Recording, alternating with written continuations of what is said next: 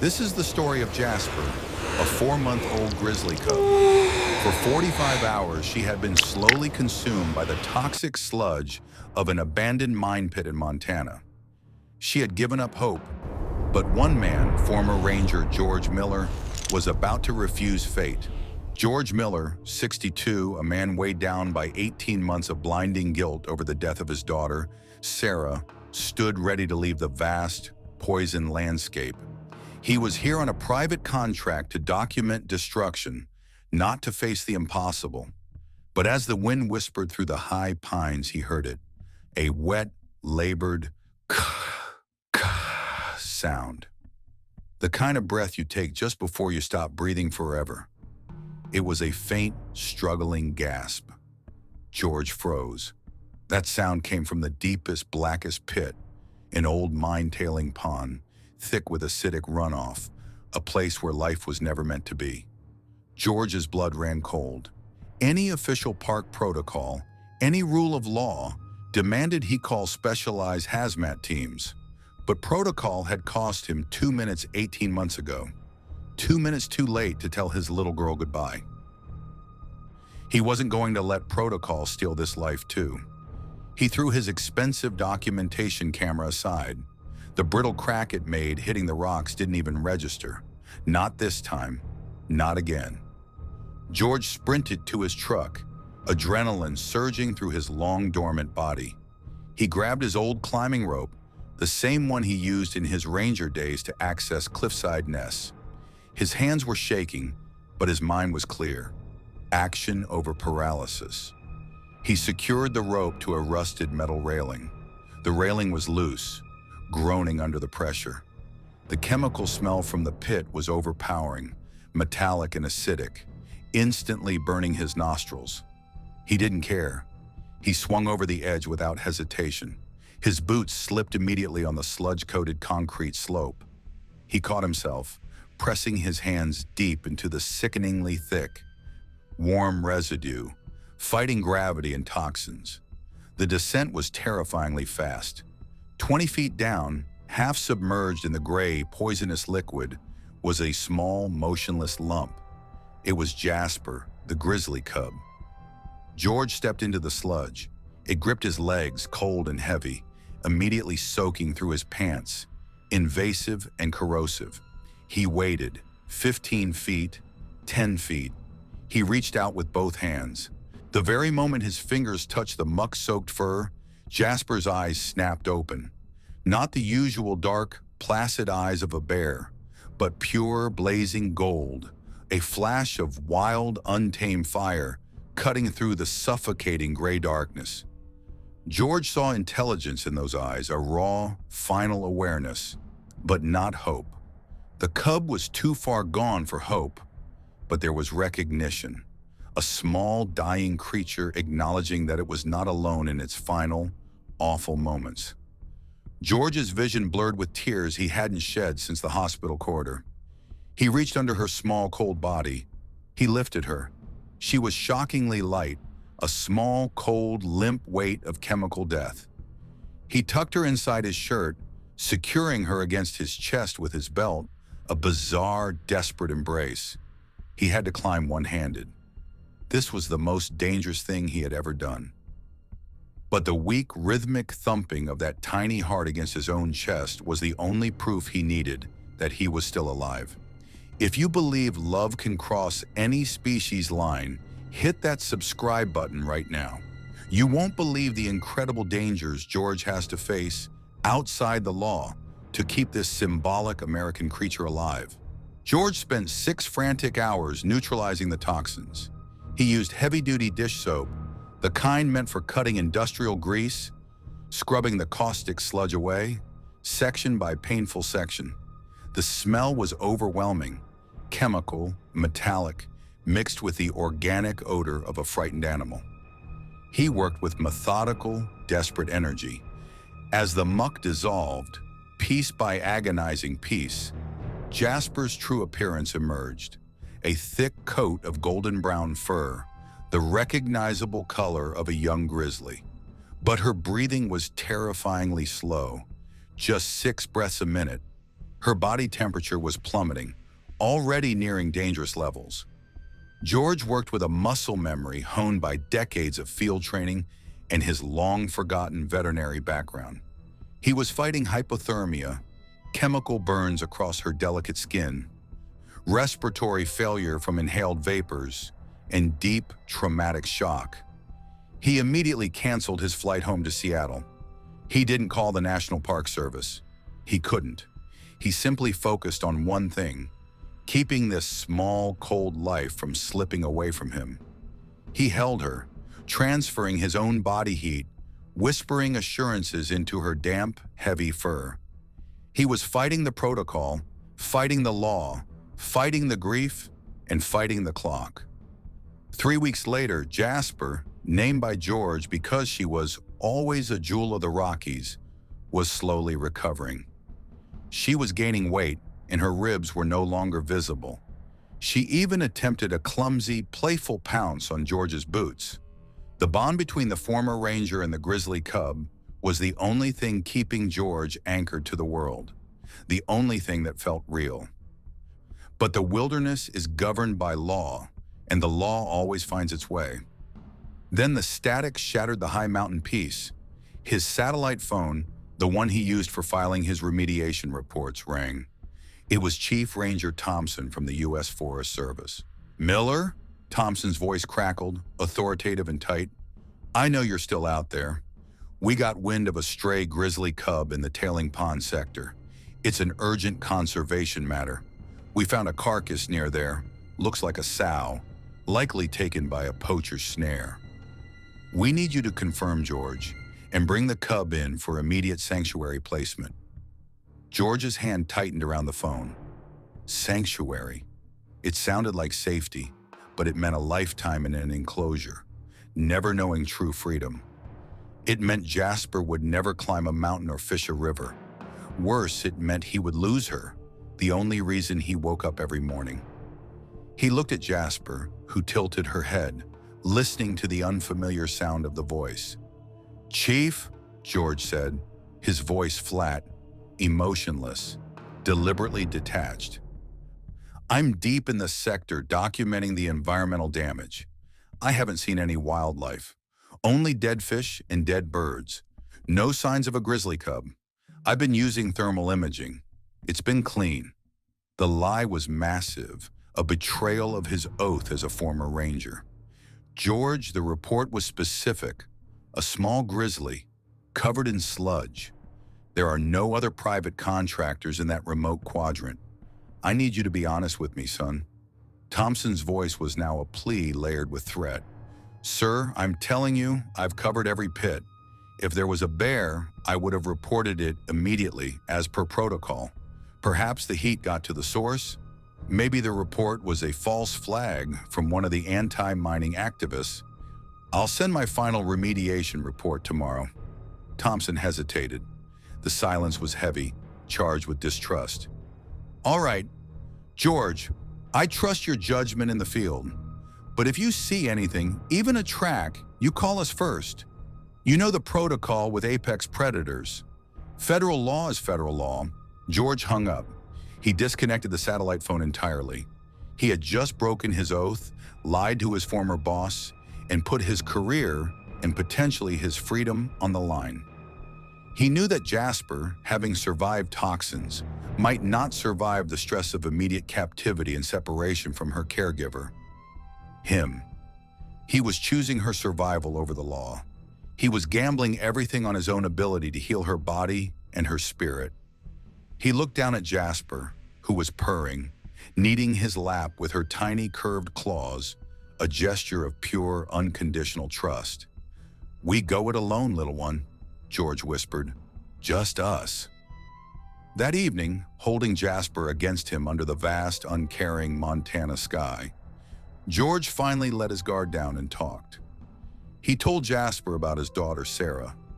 Not the wife, but the little girl who loved the high trails. He talked about the unexpected sudden storm, the rope breaking, and the horrifying, paralyzing 2 minutes of traffic that kept him from her bedside. He confessed his fear that he was a magnet for loss. Jasper didn't judge. She just listened, her small paw resting gently on his cheek, her purr a steady low comfort. The truth was simple. The system had failed George's daughter by not having adequate rescue services nearby. Now the system wanted to claim Jasper's life in the name of bureaucracy. George's fear of repeating the failure was what kept him fighting outside the law. He was terrified of the future. He was terrified of his decision. He loved this cub. He was healed by her. He could not imagine life without her. Could I keep her? The thought was intoxicating, selfish, and dangerous. He pushed it away. He looked out at the jagged peaks of the Rockies. He knew she belonged there. He just needed more time. He needed a miracle. He needed to be sure. George has gambled everything he has, his job, his freedom, his supplies to save this cub. But the wilderness is about to stage a terrifying comeback, one that directly mirrors the death of his daughter. Keep watching to witness the true final test of his courage. 3 days later, George had finally allowed himself to be hopeful. Jasper was running short distances, her gait still clumsy, but unmistakably grisly. She had even gained a full pound. He was going to save her, but hope in the Montana wilderness is brutally fragile. As George prepared Jasper's morning formula, the cub's playful demeanor vanished instantly. She collapsed, her breathing becoming shallow and erratic again. A rapid, violent seizure shook her small body. The residual toxins, stored deep in her fat and bone marrow, were staging a catastrophic, delayed comeback. Her temperature spiked to a dangerous, unsustainable 105 degrees. Panic, cold and sharp, seized George. It wasn't the distant panic of the past. It was now. It was the same overwhelming, gut-wrenching panic he felt when the rescue helicopter landed without a vital sign. This was the moment, the final moment of truth, the moment he had failed his daughter. He was here. He was present. But was he competent enough? Was he too late again? No, no, no, George chanted, his voice raw, desperate. He scrambled for his crude veterinary kit, a field kit designed for minor sprains and field dressing, not for acute toxic crisis in a 70-pound predator cub. He had to stabilize her temperature first, and he had to do it now.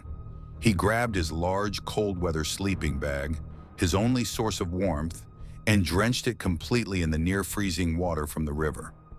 He wrapped Jasper in the sodden, heavy fabric, the icy water soaking instantly into his own clothing.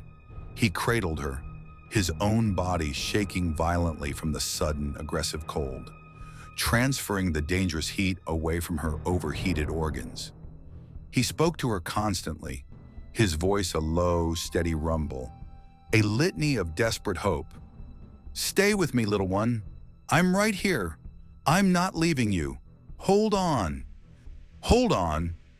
He remembered holding his daughter's hand in the brightly lit hospital room, the unbearable final feeling of it growing cold in his grip. He remembered the doctor's calm, professional voices echoing like a curse. "We did everything we could, George. You weren't late. You just arrived at a moment when timing didn't matter anymore." But to George, it mattered now, more than anything. If he lost Jasper, it would confirm his greatest, darkest fear. He was a failure. He was incapable of saving anyone he truly loved when it mattered most. He had to administer a systemic detox.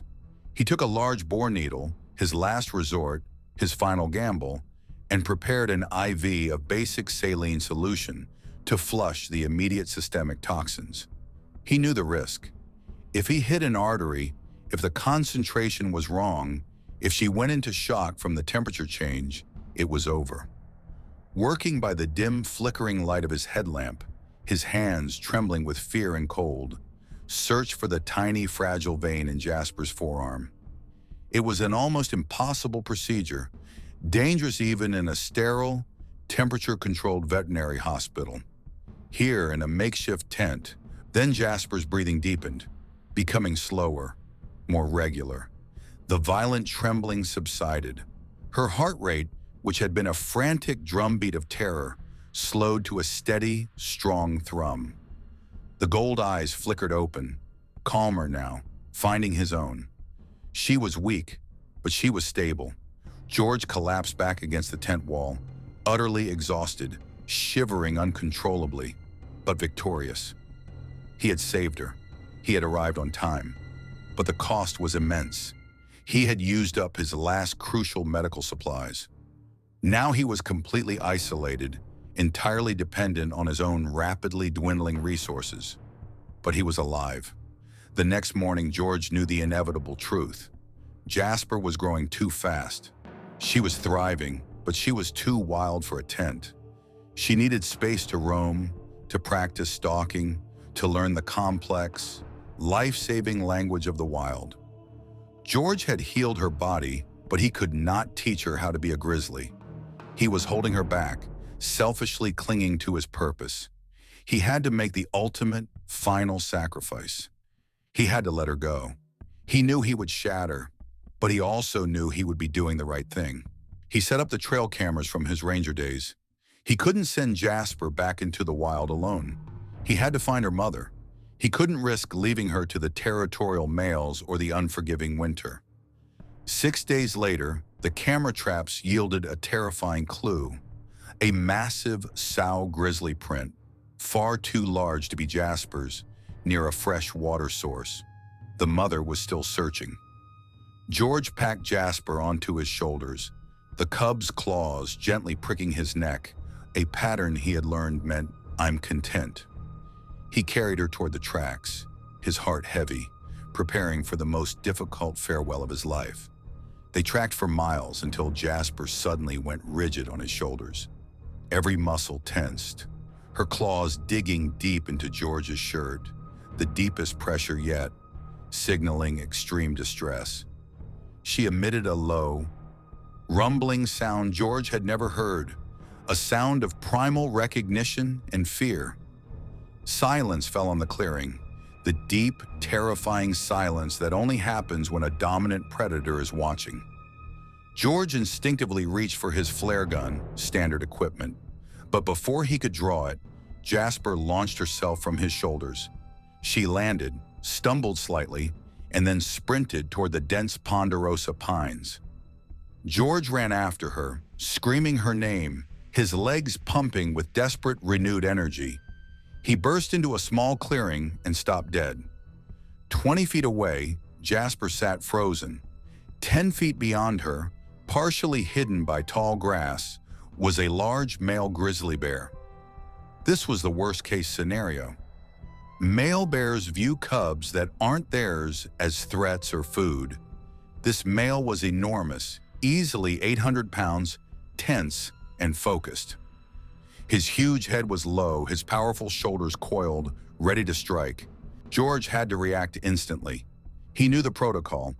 Make noise, make yourself big, use the flare gun. But the flare gun would spook Jasper, sending her running directly into the male's path. He dropped to one knee, screaming, "Hey, hey, bear, leave her alone." He threw his jacket into the grass, trying to create a diversion.